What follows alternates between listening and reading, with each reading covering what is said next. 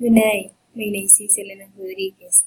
And today I want to what about my experience my last vacation to I and I. That was the Desierto de la Tatacoa and Huila in Colombia. My last vacation was in a campio in the Tatacoa Desierto. We and some friends. And we went to explore that beautiful and by a very good time.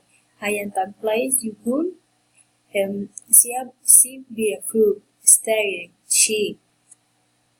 And my mode, and my mode, lunch, lunch is, I thought I was very good.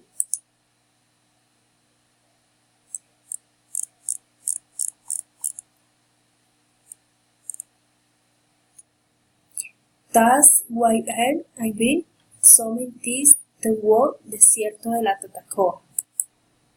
First, take you a lot of hours. Second, don't know what in Desierto and the look. It's recommended to wear comfortable clothes because the weather is hot. And finally, I recommend the weather is cool. The Tatacoa Desierto go on full mode because porque momentum those and do around you to see the stuff. Goodbye.